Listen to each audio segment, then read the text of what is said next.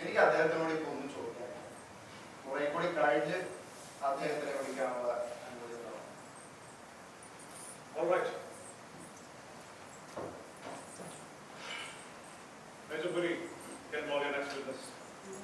So my next witness is Dr. Captain Gupta. Captain Gupta. Dr. Gupta.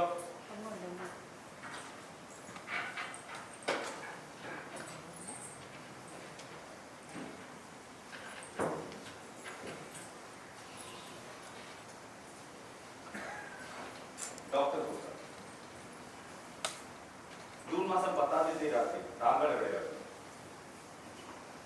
അന്ന് captain വർമ്മയുടെയും captain കപൂറിന്റെയും motor സൈക്കിളിന് പുറകെ എന്റെ സ്കൂട്ടറിൽ മെസ്സിൽ നിന്ന് മടങ്ങിയിരുന്നു. എന്റെ ക്വാർട്ടേഴ്സ് കഴിഞ്ഞതും വെടിശബ്ദം കേട്ടു. ഉടൻ തന്നെ ഞാൻ എന്റെ സ്കൂട്ടർ സംഭവ സ്ഥലത്തേക്ക് തിരിച്ചു വിട്ടു. സംഭവ സ്ഥലത്ത് താങ്കൾ എന്താണ് കണ്ടത്? അവിടെ ക്യാപ്റ്റൻ വർമ്മ തറയിൽ വീണ് കഴിഞ്ഞത്. ഞാൻ പൾസ് നോക്കി, തീർത്തും കഴിഞ്ഞു. He was dead. വെടിയേറ്റത് കഴുത്തിൽ. ക്യാപ്റ്റൻ കപൂർ ബോധരഹിതനായിരുന്നു. ഇടത്തെ തോളിൽ നിന്ന് രക്തം ഒഴുകുന്നുണ്ടായിരുന്നു. പൾസ് നോക്കി, പൾസ് തീർത്തും കുറവായിരുന്നു. ഞാൻ ധരിച്ചിരുന്ന എന്റെ ഷർട്ട് കീറി അദ്ദേഹത്തിന്റെ തോളിൽ വെച്ച് കെട്ടി രക്തപ്രവാഹം ഞാൻ തടഞ്ഞു. ഇല്ലായിരുന്നെങ്കിൽ രാമചന്ദ്രൻ അപ്പോൾ എവിടെയായിരുന്നു? രാമചന്ദ്രൻ 5 ജവാന്മാർ ചേർന്ന് ബന്ധിച്ചു കഴിഞ്ഞിരുന്നു. അയാൾ അവരിൽ നിന്ന് രക്ഷപ്പെടാൻ ശ്രമിക്കുകയായിരുന്നു. പിന്നെ അയാൾ അലർന്നുണ്ടായിരുന്നു. എന്നെ വിടും, എനിക്ക് ക്യാപ്റ്റൻ കപൂറിനെ കൊല്ലണം എന്ന് പറഞ്ഞു. എന്നിട്ട് ഗാർഡ് ഹൗസിൽ നിന്ന് ഞാൻ മിലിറ്ററി ഹോസ്പിറ്റലിൽ ഫോൺ ചെയ്തു. ആംബുലൻസ് 5 മിനിറ്റ് എത്തിച്ചേർന്നു. ക്യാപ്റ്റൻ കപൂറിനെ ആംബുലൻസിൽ കിടത്തി. ഞാൻ കൂടെ തന്നെ ഉണ്ടായിരുന്നു.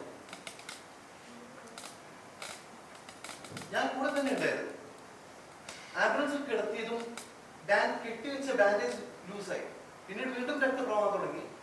ശേഷം ഞാൻ രണ്ടാമത് ബാൻഡേജ് കൊടുക്കി. പിന്നെ രക്തപ്രവാഹം തടഞ്ഞു. അവിടെ കേണൽ ജോഷി ഉണ്ടായിരുന്നു. ഓപ്പറേഷൻ തിയേറ്ററിലേക്ക് ക്യാപ്റ്റൻ കപൂറിനെ കൊണ്ടുപോയി. അവിടെ കേണൽ ജോഷി ഉണ്ടായിരുന്നു. അദ്ദേഹം പറഞ്ഞു, ക്യാപ്റ്റൻ കപൂറിന്റെ രക്തപ്രവാഹം തടഞ്ഞില്ലായിരുന്നെങ്കിൽ തീർച്ചയായും അദ്ദേഹം മരിച്ചു പോകുമായിരുന്നു. ക്യാപ്റ്റൻ കപൂറിന്റെ ഓപ്പറേഷൻ പെട്ടെന്ന് നടന്നാണോ? ഇല്ല, ആദ്യം രക്തം കൊടുത്തു. ഭാഗ്യം എന്റെ ബ്ലഡ് ഗ്രൂപ്പും ക്യാപ്റ്റൻ കപൂറിന്റെ ബ്ലഡ് ഗ്രൂപ്പും ഒന്ന് തന്നെയായിരുന്നു. I gave blood to save the life of Captain Kapoor. Colonel Joshi എന്നോട് പറഞ്ഞു എന്റെ പേര് ഹെഡ്ക്വാർട്ടേഴ്സിലേക്ക് റെക്കമെൻഡ് ചെയ്തിട്ടുണ്ട്. For rising to occasion at once and save the life of brother officer. Yes, thank you.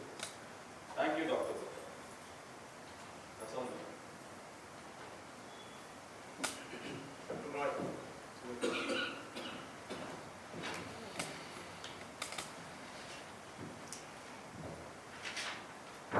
Captain Gupta, അങ്ങ് എവിടെ നിന്നാണ് മെഡിക്കൽ പരീക്ഷ പാസ്സായത്?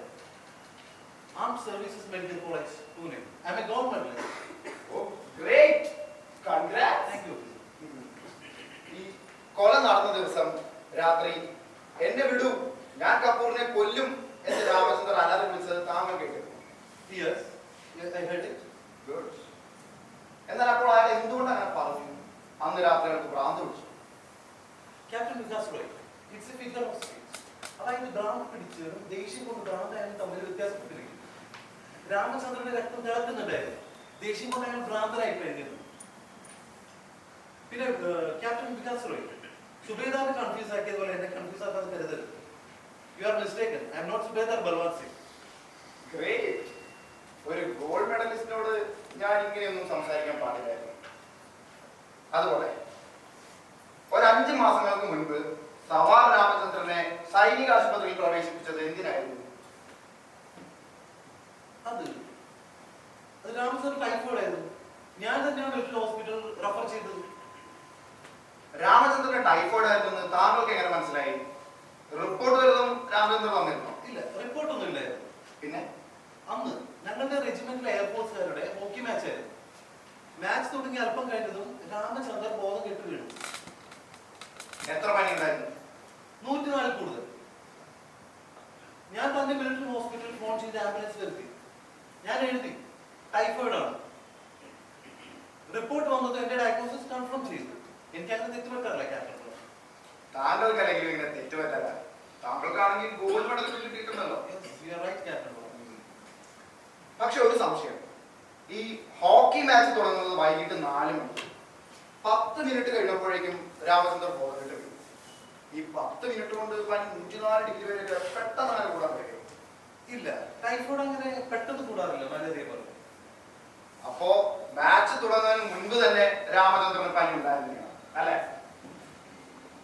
ഐ റിപ്പീറ്റ്, മാച്ച് തുടങ്ങുന്നതിന് മുൻപ് തന്നെ രാമചന്ദ്രന് പനി ഉണ്ടായിരുന്നെന്ന് താങ്കൾക്ക് അറിയാമായിരുന്നു. ഞാൻ എങ്ങനെ അറിയാനാണ്?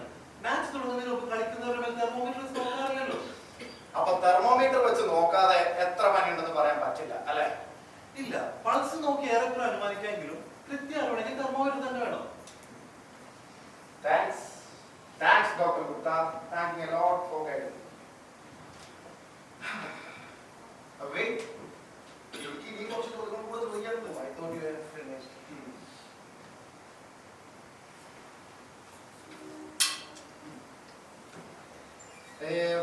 ഈ മാച്ച് നടന്ന ദിവസം സിക്ക് റിപ്പോർട്ട് ചെയ്യാൻ വേണ്ടി രാമചന്ദ്രൻ താങ്കളുടെ അടുത്ത് വന്നിട്ടില്ലേ?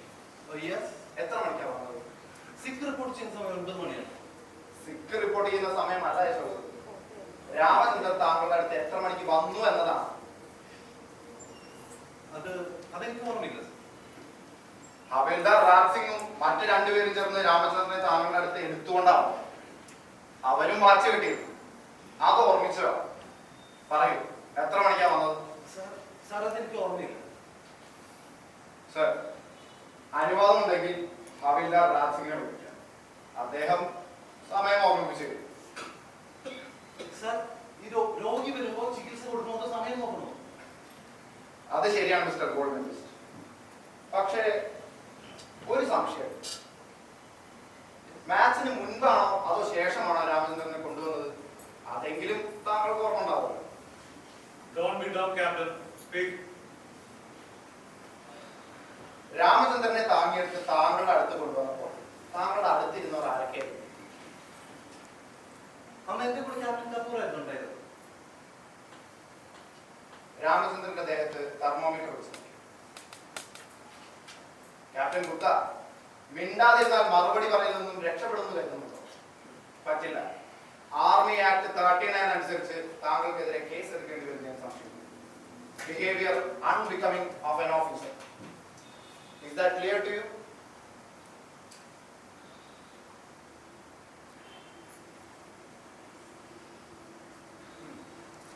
Speak.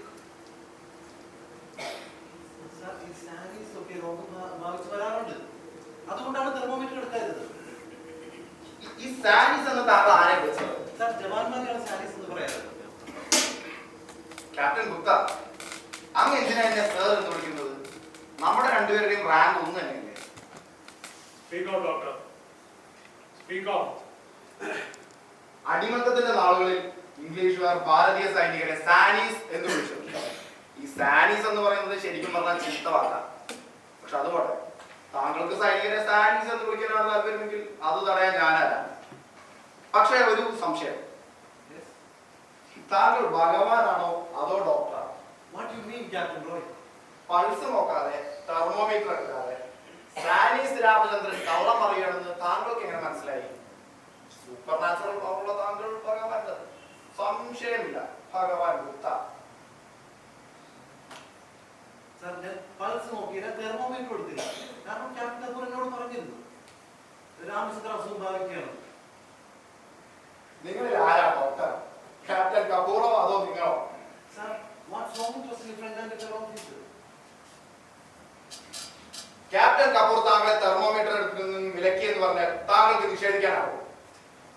ക്യാപ്റ്റൻ കപൂർ രാമചന്ദ്രനെ ഇംഗ്ലീഷിൽ ചീത്ത വിളിച്ചു എന്ന് പറഞ്ഞു കഴിഞ്ഞാൽ താങ്കൾക്ക് നിഷേധിക്കാനാവും. How do you know that? ഹവിൽദാർ രാജ് സിംഗിനെ വേണമെങ്കിൽ വിളിപ്പിക്കാം. ഇംഗ്ലീഷ് അത്രയൊന്നും വശമില്ലെങ്കിലും ഇത് മനസ്സിലാക്കാനുള്ള കഴിവ്. പറയൂ, ക്യാപ്റ്റൻ കപൂർ രാമചന്ദ്രനെ എന്താ വിളിച്ചത്? The bastard is shouting, nothing is wrong with him. എന്നാണ് പറഞ്ഞത്. അതായത് ബാസ്റ്റഡായ രാമചന്ദ്രൻ രോഗം ബാധിക്കുകയാണ്. Great. You deserve the gold medal. Sir, I have finished, Dr. Gupta. അവിടെ തന്നെ നിൽക്കുന്നുണ്ടോ? ചോദ്യം തീർന്നില്ലേ?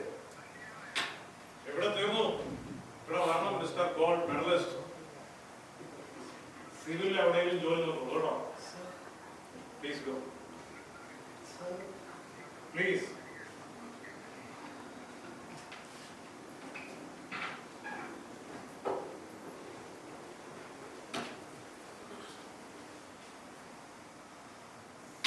Go for 10 minutes break.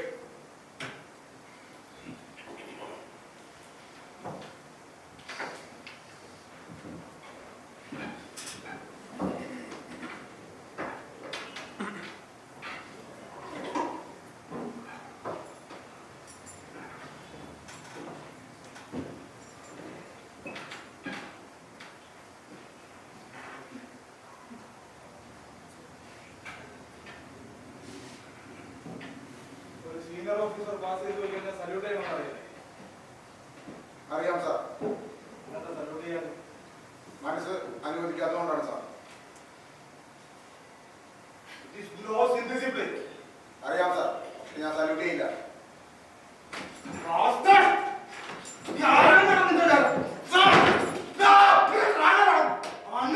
Captain Kapoor, what's wrong?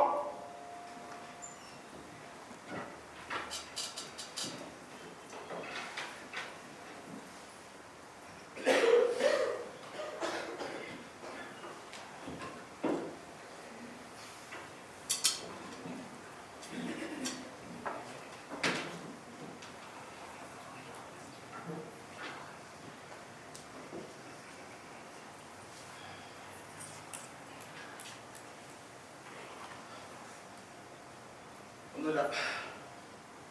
നിക്കടാ. പോടാ. പോടാ.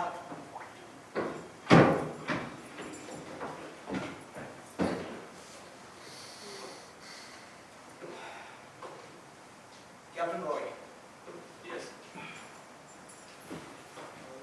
Drop in at my home in the evening.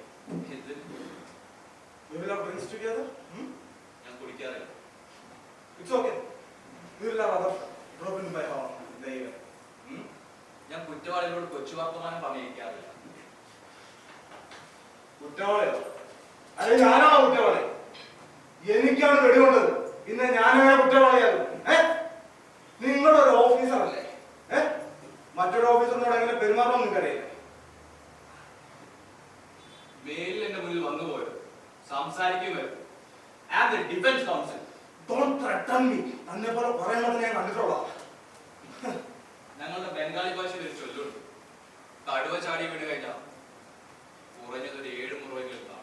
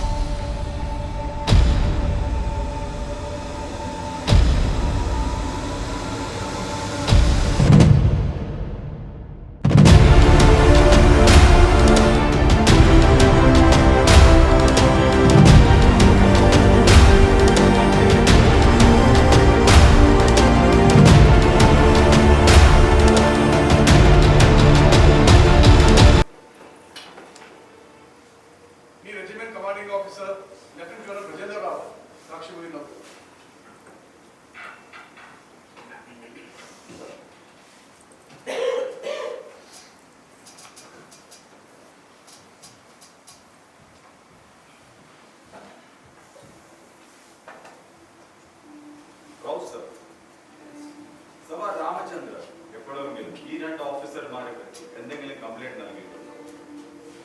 ഇല്ല. ഈ രണ്ട് ഓഫീസർമാർ സവാർ രാമചന്ദ്രനെ പറ്റി എന്തെങ്കിലും കംപ്ലൈന്റ് നൽകിയിട്ടുണ്ടോ? രണ്ട് ഓഫീസർമാരുടെ റെക്കോർഡ് തന്നെ. Excellent, very good. Thank you sir. Captain Roy, yes sir. Sir, അങ്ങിപ്പോൾ പറഞ്ഞല്ലോ രാമചന്ദ്രൻ ഈ രണ്ട് ഓഫീസർമാരായിട്ട് ശത്രുതയില്ലായിരുന്നു. Yes, I said that. പിന്നെ എന്തിനാണ് ഇയാൾ അവരെ വെടിവെച്ചത്? അതെനിക്ക് എങ്ങനെ അറിയാം? താങ്കൾക്ക് ഒന്നും അറിയില്ലല്ലേ? എത്ര നിഷ്കളങ്കൻ, കൊച്ചുകുട്ടികളുടെ മനസ്സാ, പാവം, ഒന്നും അറിയില്ല. Truly innocent. ഇന്നത് ക്യാപ്റ്റൻ താങ്കളെ കുറ്റപ്പെടുത്തുകയാണ്. No, of course no. ഞാൻ എന്തിനാണ് താങ്കൾ കുറ്റപ്പെടുത്തുന്നത്? താങ്കൾക്കാണെങ്കിൽ ഒന്നും അറിയുകയുമില്ല. Captain Roy, സാക്ഷിയോട് എന്തെങ്കിലും ചോദിക്കാനുണ്ട്? Yes sir. രാമചന്ദ്രന്റെ കോൺഫിഡൻഷ്യൽ റിപ്പോർട്ട് ഞാൻ കണ്ടു. അതിൽ താങ്കൾ അയാൾക്ക് A+ കൊടുത്തിരിക്കുന്നു. എന്ത്? ഇയാളിൽ എന്ത് നന്മയാണ് താങ്കൾ കണ്ടിട്ടുള്ളത്? രാമചന്ദ്രൻ ഞങ്ങളുടെ റെജിമെന്റിന്റെ അഭിമാനം, ഗുണക്കുട്ടൻ, സ്വന്തം ഡ്യൂട്ടിയിൽ ആത്മാർത്ഥതയുള്ള എന്നാൽ ക്യാപ്റ്റൻ കപൂർ എപ്പോഴെങ്കിലും രാമചന്ദ്രനെതിരെ താങ്കൾക്ക് പരാതി തന്നിട്ടുണ്ടോ? ഈ സംഭവത്തിന് മുമ്പ് രാമചന്ദ്രനെതിരെ ഒരാളും പരാതി തന്നിട്ടുണ്ട്. മാർച്ച് 7-ാം തീയതി അങ്ങ് പരേഡ് ഗ്രൗണ്ടിൽ ചെന്നപ്പോൾ അവിടെ എന്ത് നടക്കുകയായിരുന്നു? പരേഡ് ഗ്രൗണ്ടിൽ പിന്നെ പരേഡല്ലാതെ മറ്റൊന്ന് നടക്കാൻ മറ്റെന്തെങ്കിലും നടന്നേ താങ്കൾക്ക് ഓർമ്മയുണ്ടോ? ഇല്ലെങ്കിൽ ഞാൻ അങ്ങനെ ഓർമ്മിപ്പിക്കാം. അന്ന് ക്യാപ്റ്റൻ കപൂർ രാമചന്ദ്രൻ ഒരു പണിഷ്മെന്റ് കൊടുത്തിരുന്നു. 100 വട്ടം സല്യൂട്ട് ചെയ്യാൻ. യെസ്, ഞാൻ ഓർക്കുന്നു. അന്ന് ഞാൻ ഗോൾഫ് ഗ്രൗണ്ടിലേക്ക് പോവുകയാണ്. അപ്പോൾ ഗ്രൗണ്ടിൽ ജവാന്മാരെല്ലാം അറ്റൻഷനായിരുന്നു. എന്തുകൊണ്ടാണ് അവർ അറ്റൻഷനായി നിൽക്കുന്നത്, പരേഡ് ചെയ്യാതെ എന്ന് ചിന്തിച്ച് ഞാൻ ജീപ്പിൽ കയറി അങ്ങോട്ട് പോയി. അവിടെ രാമചന്ദ്രൻ സല്യൂട്ട് ചെയ്തുകൊണ്ടേയിരിക്കും. സുബേദാറാണ് പറഞ്ഞത് ക്യാപ്റ്റൻ കപൂറാണ് അയാൾക്ക് 100 തവണ സല്യൂട്ട് ചെയ്യാനുള്ള പണിഷ്മെന്റ് കൊടുത്തത്. അപ്പോൾ താങ്കൾ എന്താണ് ചെയ്തത്? എന്തെങ്കിലും പ്രശ്നം ഉന്നയിച്ച് കാണുമല്ലോ അല്ലേ? എന്ത് പ്രശ്നം? എന്റെ ഓഫീസർമാരിൽ എനിക്ക് പൂർണ്ണ വിശ്വാസമാണ്. മാത്രവുമല്ല, രാമചന്ദ്രൻ എന്തെങ്കിലും മിസ്റ്റേക്ക് ചെയ്തു കാണും. അതുകൊണ്ടായിരിക്കുമല്ലോ ക്യാപ്റ്റൻ കപൂർ അയാൾക്ക് പണിഷ്മെന്റ് കൊടുത്തത്. ഓഫീസർമാർക്ക് പണിഷ്മെന്റ് കൊടുക്കാനുള്ള അധികാരമുണ്ടല്ലോ. Yes, you are absolutely right.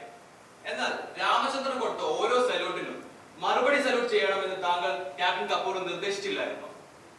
Uniform ധരിച്ചു കഴിഞ്ഞാൽ സല്യൂട്ട് ചെയ്യണമെന്നുള്ളത് റൂളാണ്. ക്യാപ്റ്റൻ കപൂറിന് അത് അറിയില്ലെന്നുണ്ടോ? സോറി, എനിക്കത് അറിയില്ല. എന്നാൽ രാമചന്ദ്രൻ താങ്കൾ എക്സ്ട്രാ പാലും ബദാമും അനുവദിച്ചതിന് കാരണം? അന്ന് റെജിമെന്റിലെ റേസിംഗ് ഡേ 5000 മീറ്റർ ഓട്ടത്തിൽ രാമചന്ദ്രൻ ഒന്നാമത്.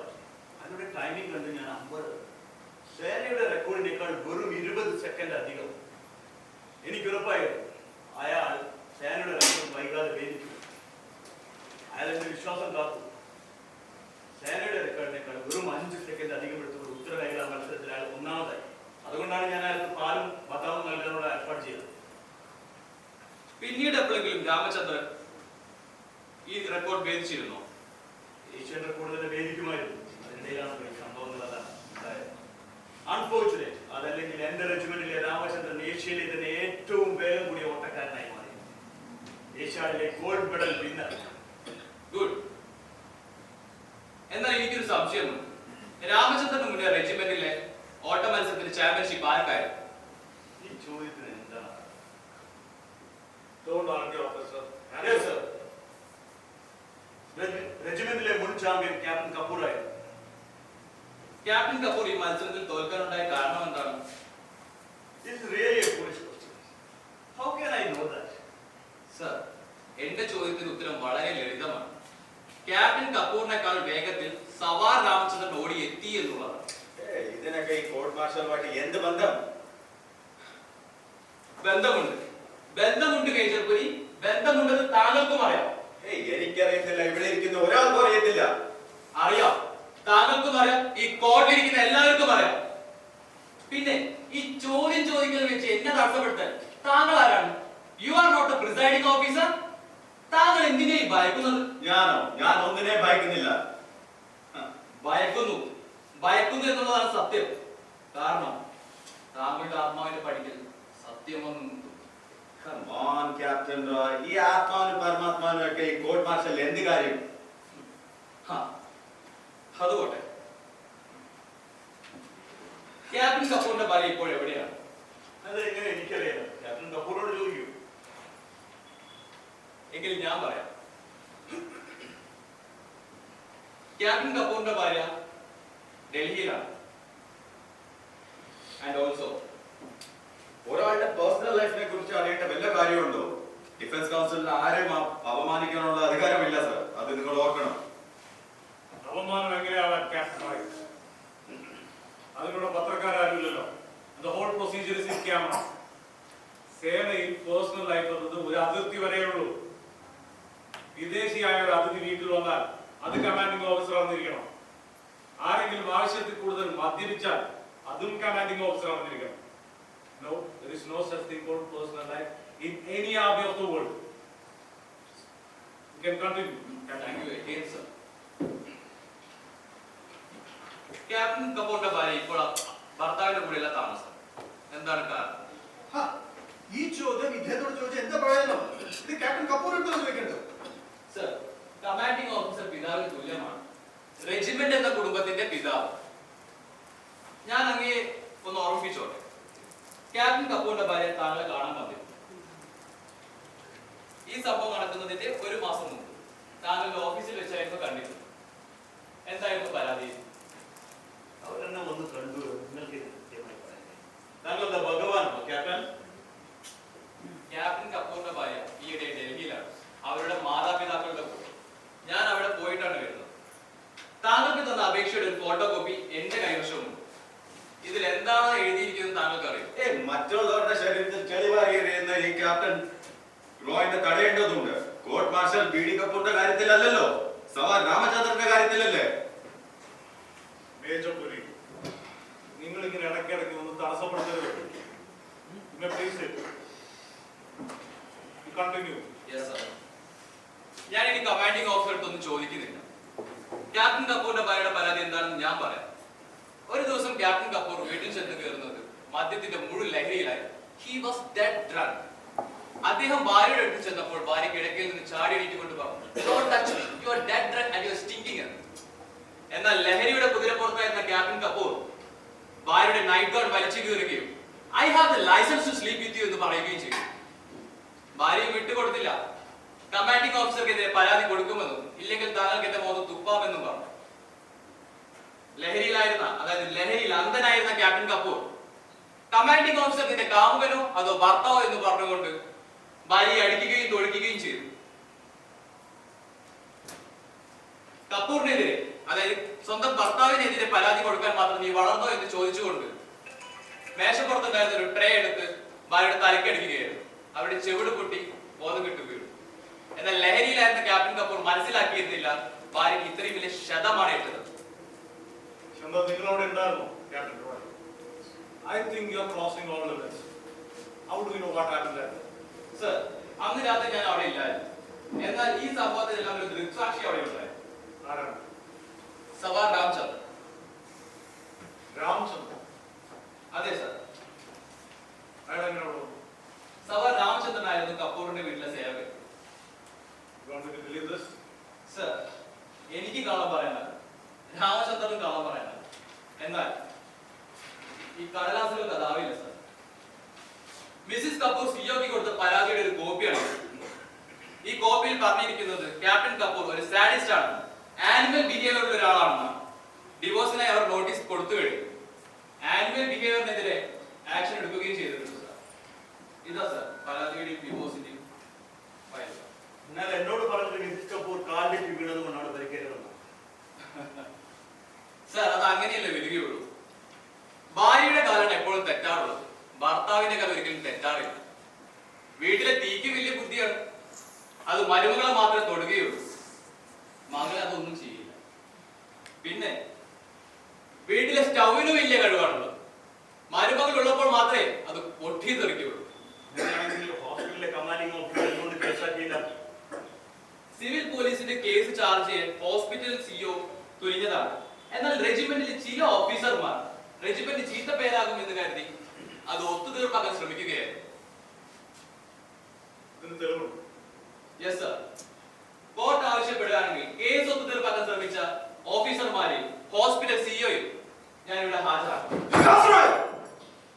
നീ ഒരു നക്സലേറ്റാണ്, അർബൻ നക്സൽ. അന്റെ ചേട്ടനും ഒരു നക്സലേറ്റാണ്.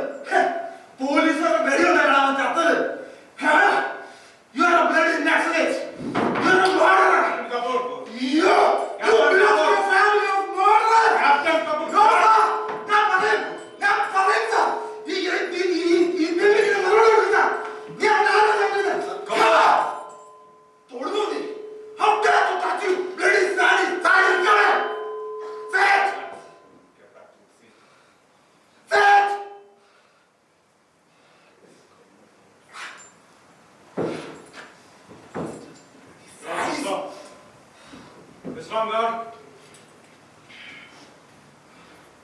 Sorry, sir. I'm really sorry. Captain Roy, then continue. Yes sir.